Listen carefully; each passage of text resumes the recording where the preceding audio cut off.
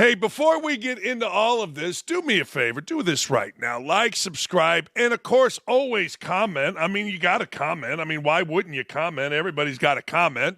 So comment on our OutKick page. You don't want to miss Charlie, who I was just on with this morning, of course, me. Then you got Clay. You got Ricky. Why would I forget Ricky? I love Ricky. Hot Mike et al. Coming up all day long. So go there right now. Like, subscribe, and comment. Gains for Girls, great show as well. Of course, Tyrus. Man, we're taking over the world. All right, let's get right into it. Last night was an absolute disaster, an abject disaster for the Democrats. We're going to get into that in a minute. But speaking of disasters, you know, we here at OutKick, we're not mad at ESPN. We just feel like ESPN, which has been awesome, ain't awesome no more. Another example of that is another failure, ESPN Bet. ESPN Bet could be on life support. I mean, absolute life support. A little more than a year into a deal with gambling operator Penn Entertainment and ESPN in Disney. I own Penn stock. I haven't checked it today, but it can't be good after Penn CEO hinted that the company could opt out of a $2 billion licensing deal, man, and marketing deal if ESPN Bet underwhelming results don't improve by the summer of 2026. Now, we all like to bet. You know, one of the things that's happening here, and I don't know whether this is true or not, but it seems like I kind of use the word DraftKings like I use Kleenex. Hey, let me have a Kleenex. It might not be the Kleenex brand. It's a brand, not an actual product. But you know what? I kind of say, hey, what's going on with your DraftKings account? I say it like Kleenex. I certainly don't say it with ESPN Bets. I don't even know what ESPN Bets is. It is a gambling site. Is it a TV show? I don't know. But what a failure. What another example of people turning away from ESPN other than for games. My God, man, if ESPN wanted to get into the U.S. betting business, which they should be, with its name on a sportsbook, it needed to act more decisively than it did. It absolutely did. It was late, really, really late to the party. Again, that's easy to say from the comfort of 2025. But it is the reality as we sit here. Awful Announcing got something right. If ESPN Bet had something special going for it other than the brand and its marketing, well, it could have had something. But it doesn't have better promotions. It's not a superior product to other sportsbook. It's one of the worst sportsbook for uptime. What's uptime? I need stuff now. Like, I need it now. Let's go. I need easy to navigate. We all do. I'm on my phone, and you know what? I don't necessarily gamble every night, but I like to. I mean, it's the time of year, and ESPN Bets, according to what I have researched, is the most difficult of all of the betting apps. All. And there's a lot. Even the Seminoles down in Florida with Hard Rock made it much easier than ESPN Bets. Penn moved off Barstool Sports. Remember that when Dave Portnoy got over on him and announced the ESPN deal in December of 2023.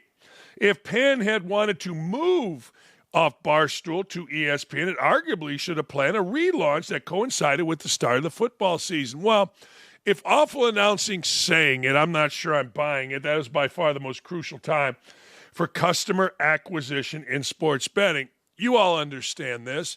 You know, we go through a summer, and what are we betting? Baseball. A lot of people don't understand how to bet baseball. The numbers are too big, minus 470, plus whatever. It's too hard for most people. We understand point spreads. Baseball spreads look different to us, minus 1.5. It's the same thing. It's a run. I'm just telling you what normal people feel.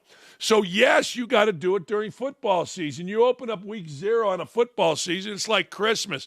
Wait a second, I got all these games to bet? And now, and give ESPN great credit, you all know this, ESPN Plus is the best invention since the fork. It's fantastic. I love it. I was watching Ball State shit the bed last night. It pissed me off, not because I bet it, because my friend's the coach, so I watch. It's great stuff. But ESPN Bet is not that. Media-branded sportsbook, they have been a poor idea in the United States. Users haven't materialized, or at least they haven't stayed, and betting activity and revenue has predictably suffered as a result.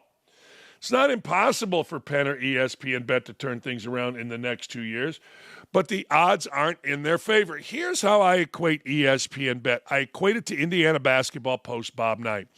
ESPN figured, yes, there's this betting spirit. No one knows what DraftKings is. No one knows what FanDuel is. No one knows any of this. Well, everybody knows what ESPN is. Everybody does. So we'll put our name on it, and that'll take off. Hasn't worked that way. People, there's a lot of ways to tell how somebody, us, the viewer, the consumer, is upset with a product.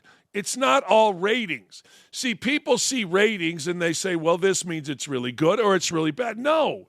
When the branch offs don't make it. Do you remember a time when the ESPN zone was fantastic and people went? Those are all gone. Completely all gone. If there's one left, it's like that random freaking blockbuster video out there in Oregon somewhere. But ESPN zones, man, they were at Walt Disney World. I remember going when I was doing games, and they were packed.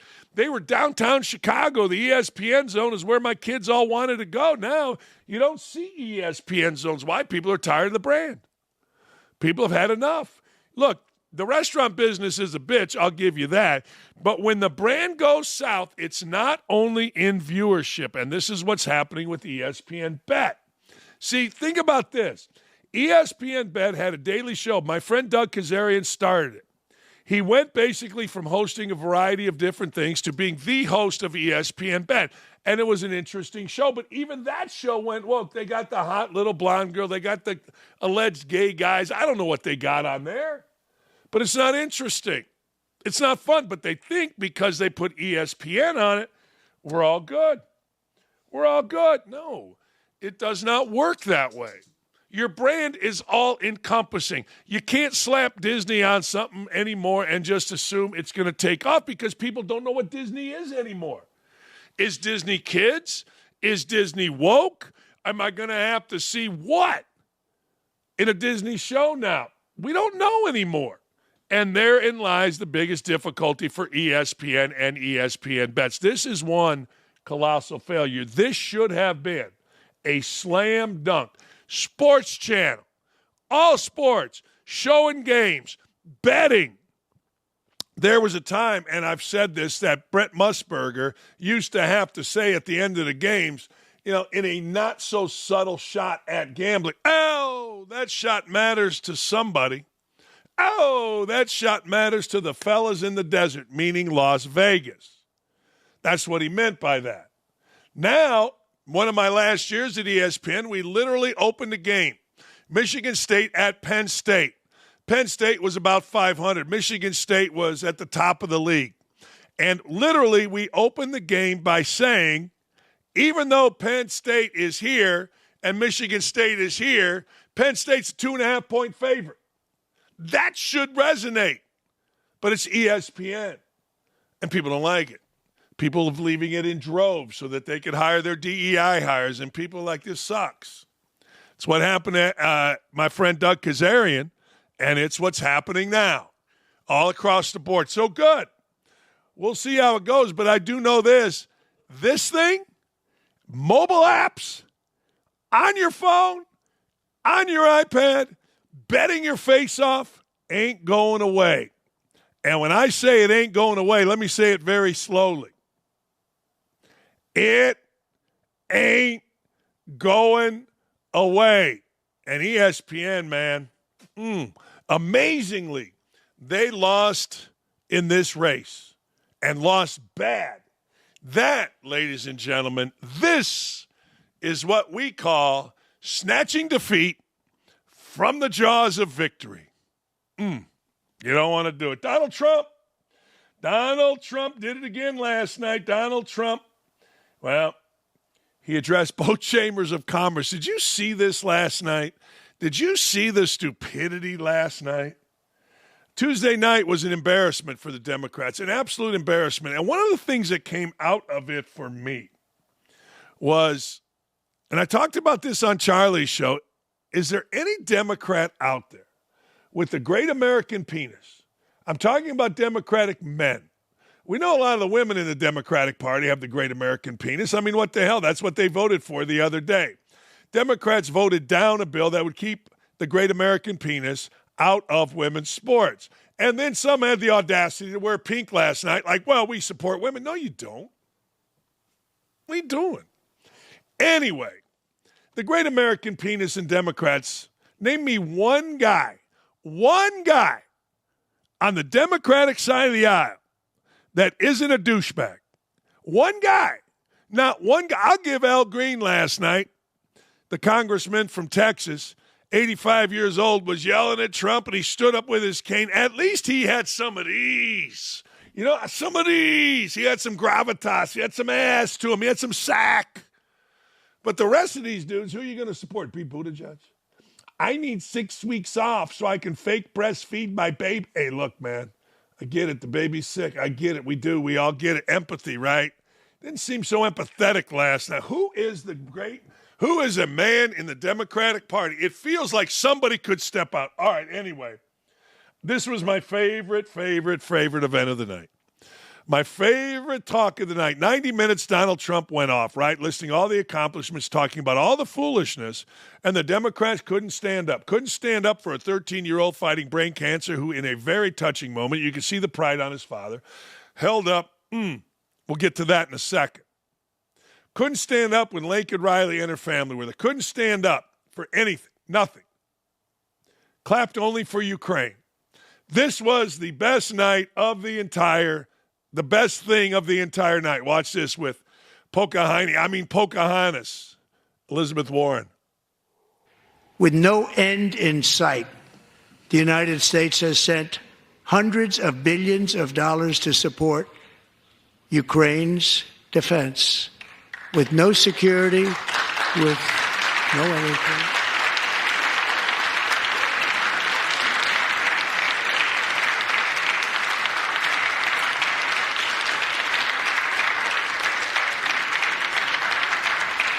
Do you want to keep it going for another 5 years? Yeah, you would say Pocahontas says yes.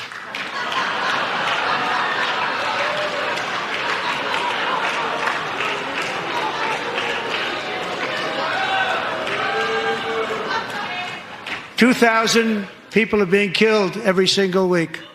More than that. Yeah, Pocahontas. When I was at the Glen Theater, true story, we did see Pocahontas and we saw Pinocchio at the Glen. Then years later, it became an adult theater, and I went and saw Pocahontas and Pinocchio. It's not his nose that grows. But anyway, I digress. That was my favorite moment because Elizabeth Warren represents the worst among us. But who represents the best among us in the Democratic Party? Seriously, who does? I don't have the answer to that. And I'm going to show you how the Democratic Party represents the worst of us.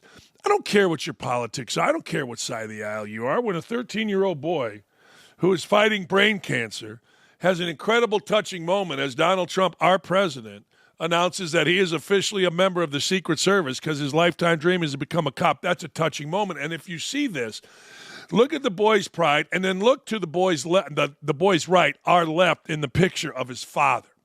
Look at the pride, the joy to be able to hold up his boy who is battling brain cancer, to be able to put him in front of the United States in an incredibly moving, I got goosebumps right here, right now. You see the hairs on my arm standing up, an incredibly emotional moment.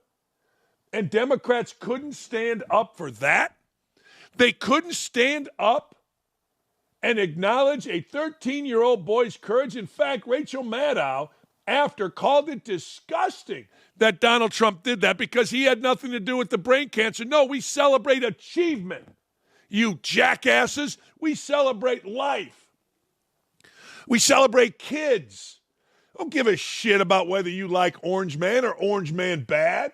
Watch this and tell me this doesn't piss you off. Watch this and tell me this doesn't make you disgusted that none of these jackasses, these entitled, wealthy jackasses, can't stand up at least for a second and applaud a 13-year-old boy who's battling his ass off with brain cancer, getting a moment that represents the best among us. And watch this father's face.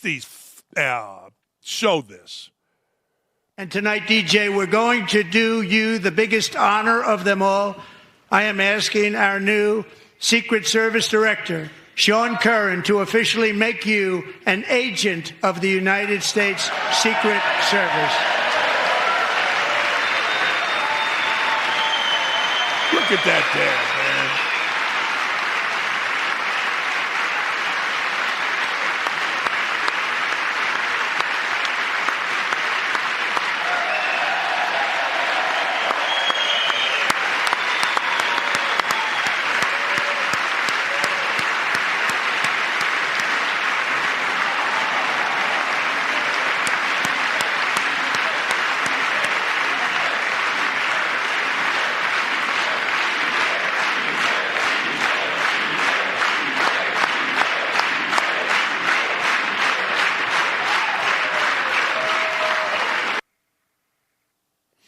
And I'm crying right now because I hate my whole life when little kids get hurt. Hate. I couldn't watch The Wizard of Oz. My mom's watching. She'll tell you. I'm the sensitive one in our family. I am. I hate when little kids get hurt. Hate it. Can't stand that Dorothy had to leave Kansas and endure all this. True story. And these look at this little boy. Look at the father. And these assholes could not stand up and acknowledge this. Are you kidding me? Are you crazy? Evil. That's the only word I can describe Democrats. Evil. Pure, unadulterated evil. You're going to celebrate a fentanyl-ridden killer, criminal like George effing Floyd? You're going to take a knee for over 8 seconds for a dude that punched pregnant women, assaulted people? You're going to put a statue up to that jackass, and you can't applaud a 13-year-old boy with a face like that, with pride running through his veins, his dad's pride. Look at the hug he gives the director. And you're going to sit on your Pocahontas ridiculous ass. And the only thing you clap for is Ukraine? You suck. See, the time is now for somebody with the great American penis or the great American vagina to step through the bullshit of Chuck Schumer and Nancy Pelosi and all the old white assholes that run the Democratic Party. Step through, show yourself to be an individual, and you'll get elected. Look at this little boy. And you can't stand up. You can't show some empathy. You can't put your bullshit aside, your arrogance, your ignorance, your hatred of orange, your hatred of our country aside. Look at that. Look at the hug he gives the director. Look at the dad right there, the pride the dad has. And you can't get off your fat fucking ass and give a little respect, a little empathy, you jackasses. Look at him sitting down. Honest to God, it's the worst thing I have seen maybe ever politically. Don't tell me. I've watched Watergate. I've heard about the Clintons and all their crap, but that disgusted me.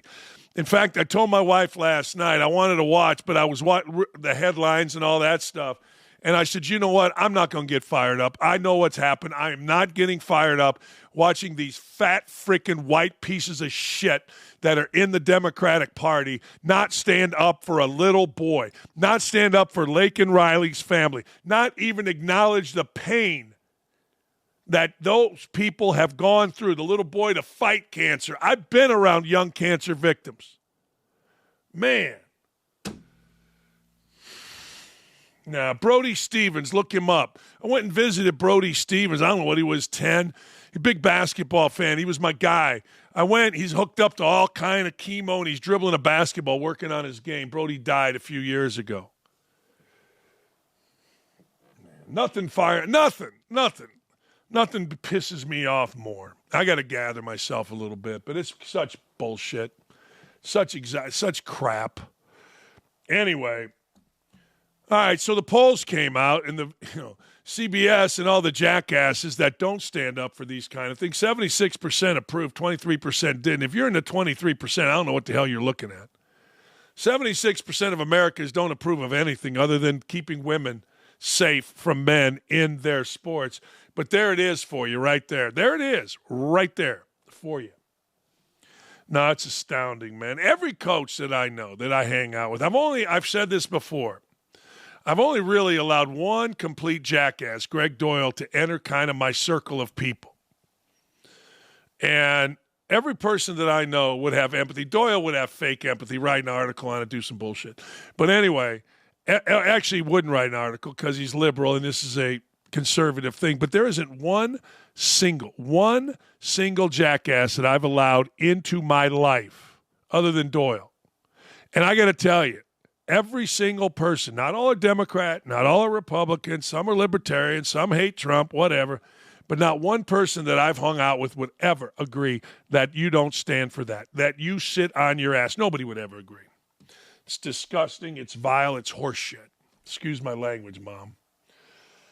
All right, let me get back to sports, but man, Hard Knocks will no longer be heading to college. The deal reportedly fell through. We saw this coming, right? We told you Hard Knocks was going to go do Belichick. They were going to go to North Carolina. They were going to, go against their owners, governors, whatever the hell the politically woke douchebags want to say, wishes, and do Belichick. They don't like Belichick. However, you can still expect to see tons of intimate college football content in the near future as Atlanta departments are now producing in-house shows to help booster their NIL coffers. They should. They should do in-house shows. You got a whole media department. If you're in a school like North Carolina or Indiana or any of these places, do it yourself. Every school has that camera guy or girl that goes around and films. I don't know. In this ever-changing world of college athletics, schools are using their own media departments to provide documentary-like programming for fans across the country. At the moment, there's a massive push for original content that is being provided by football teams to also give fans a look at what's going on during spring practice. They should. You don't need Hard Knocks. You can make it Soft Knocks Indiana football. You can make it old school with Indiana football. You can make it new school. Who cares? Indiana fans will watch. Will it resonate across the country like Hard Knocks? No, it wouldn't have the HBO brand, but that's okay. Also, a lot of schools are shifting their video content to a subscriber-based platform that will involve NIL, which offers fans the opportunity to pay a certain amount of money to get access to interviews, daily updates, and footage from inside the building. This is what I said. Nobody needs the national media now. Who needs them? I mean, I don't need USA Today or Indy Star to write a story. Who cares? It doesn't matter. I can write my own story. I get more views. No, that's right. This is smart. Fox Nation recently released a documentary-style series about Alabama's 2024 season, which was a first without Nick Saban at the helm. And Vice Sports has been following the Arkansas and St. John basketball program for a weekly docuseries that features Cal and Pitino. So there's a market for these type of shows, which gives fans a look at what's going on within their teams. Headed into the future, we will continue to see athletic departments continue to create additional sources of revenue by providing access to their programs through their own media rights deals, which come at a price. That's right. I mean, that's absolutely right. You should. I mean, why should you do an interview, a video interview with the Indy Star? Why wouldn't you do it with me or whatever and put it on your Indiana University, Purdue University, wherever? You don't need the Indy Star. Indy Star or all these other media outlets, I would guess they say they get 1 million views a day. All right, that's fine. Maybe you do need it, but I don't think so. Not on a subscriber-based deal. Why are you paying for people to talk to your athletes? You should talk to your athletes and then charge people to watch that. That's smart business. Absolutely smart business. I've said this before. I'll say this again. I met Josina Anderson. Josina Anderson was the up-and-comer. I don't know what happened to her. But anyway, she's relegated to a role she probably doesn't want. NFL insider is what she calls herself. She's blasting an anonymous NFL coach who leaked to the media that Shedeur Sanders came off as arrogant during his interviews in the Combine. Does Dakich have a fair point? Or do you believe she is carrying water for Deion and his son Shedeur? She doesn't have a fair point. I'll read what she wrote. I'm disappointed. Well, sweetie, life is disappointed. Sometimes you get disappointed, old Josina. That a quarterback coach from a team drafting in the top 7 referred to Shedeur Sanders as coming off brash and arrogant in his team interview and making his assessment known to a number of people per source. Well, I got to tell you, honey, This, honey, I like being condescending once in a while. I just think she's full of shit. Anyway, I'm doing an interview with a player. Now, you can dislike the fact that he shared the information. That's cool. You can dislike the fact that he leaks it, but that's all you idiots do. All you idiots do is rely on sources to leak you stuff. I mean, Josina Anderson has not been in a locker room other than to what? Ask a question, take a picture, take a peek. That's it. That's all these people do in there. It's all these little insiders do. They rely on leaks. So now you're mad that somebody leaked something? Doesn't make much sense. And oh, by the way, Josina and you others, guess what? Interviews with prospects are designed to see who you like, see who you don't like, see who fits. Sometimes you're going to be called arrogant. Sometimes you're going to be called smug. Sometimes you're going to be called likable. It's the way it goes. This coach's personal assessment is a direct opposite. Now she's defending. Okay, it's a direct opposite of how Sanders comes across to many reporters. Really? How stupid are you? You don't know the difference between what's real, Josina, and what is in press conference? This is the dumbest reporter out there. Sanders appeared to go out of his way to acknowledge multiple media members. Really? You don't think that's a little different than maybe who he really is talking to an NFL executive? Really? No? Okay. Regardless if they were recognizable or not, he seemed cordial, polite, witty, thoughtful, along with being confident, as many athletes are. Okay. At press conferences? How do you think Dick Vitale got to be Dick Vitale? See this pad and paper? I've told you a million times. He would write down 6, 7, 8 names of media members whose ass he wanted to kiss. He would go in the media room, kiss their ass. What would they do? They would write articles. I mean, how stupid are you, Josina? Well, wait a second. You're telling me that a quarterback's coach of an NFL team has a different view of a player privately than what Lil Josina and the media does and sees publicly? How stupid are you, Josina? According to league sources, said quarterback coach seems to have an issue with the culture of athletes who have broad fame and financial success before entering the NFL. That's true. What's the problem? In their opinion, it appears to them to have a problem with certain athletes. That's true. White or black? Of course they do. She's going to say, I'll leave it at that. No. People have said that about white athletes all along, too. I mean, what do you think the scouting report was on Ryan Leaf back in the day? I can go on and on. This is how pre-draft evaluations can get jacked. The modern-day college athlete is evolving, as is the scale of business and opportunities surrounding them before entering professional leagues. No shit, dumbass. Who doesn't know that? But at the end of the day, it's still a people business. It's still a franchise saying, we are going to make this guy, if he is the first, second, third pick, the face of our billion-dollar operation, of our city in most cases. And we want to know him. And a quarterback coach found out that he's different than this idiot Josina Anderson, judging him, Shedeur Sanders, by press conferences. Hey, nice to see you, Shefty. Nice to see you, Josina. Oh, hey, how are you, Troy? Of course you're going to do that, you moron. What's wrong with you? This stuff pisses me off. When media are so dumb, and they are, that they base their evaluation, which is fine, on their public persona. NFL coaches, NFL teams, NFL players don't have that luxury. Because when you're with a guy every day trying to build a team, that guy's your leader. You better know him before you sign him. Because you're signing away millions. I think Shedeur Sanders does come off really well publicly. I kind of like him, but I ain't coaching him. Actually, I really like him. Had too many people around him at the Super Bowl, but what are you going to do? He's a young guy feeling his way. Everybody wants a piece, and he's allowing it. That'll change as he grows up.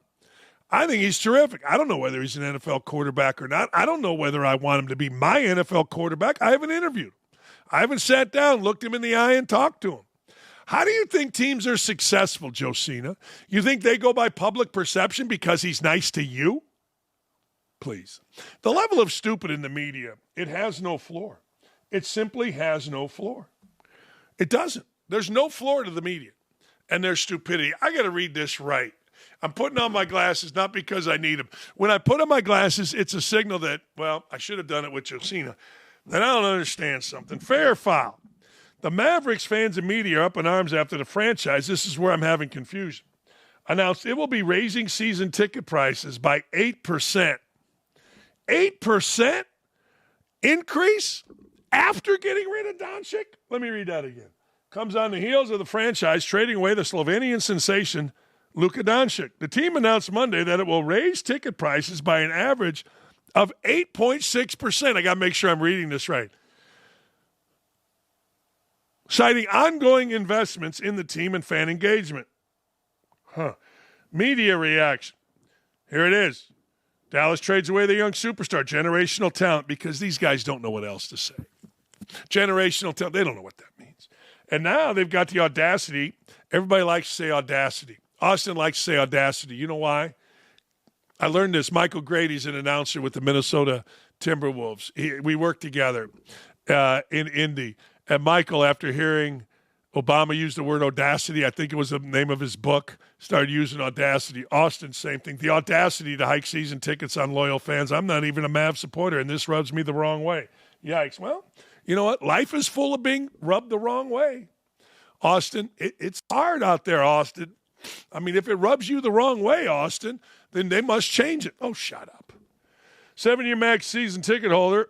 I've held off on canceling because I like my seats, but may have to cancel at this point. Well, somebody will buy them. So I always say to Colts fans, I'm not buying seats. Somebody will buy them.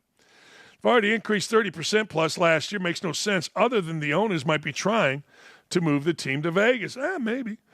The Mavs cite market transactions as a reason for the increase in season ticket prices. Have they not seen how cheap Mavs tickets are these days on the resale? These high resale prices in the past were because you got to watch Luka. Duh. All right, I call this the curse of Doncic. I do. I call this the curse of Doncic. Here it is. Here is a recap of the Mavs season. All right. It just got worse. Kyrie Irving tore his ACL, so add that to it. Let's look here. Doncic gets hurt. Lively out indefinitely. They trade away Doncic. Daniel Gafford out indefinitely. Anthony Davis out indefinitely. Kyrie Irving tears ACL.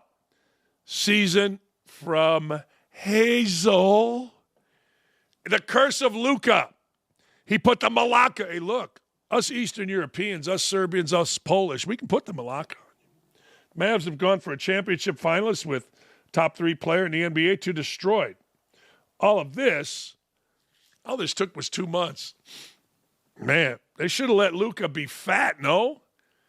I mean, who doesn't like a fat Serbian, Slovenian, Polish? Sorry, I'm Polish.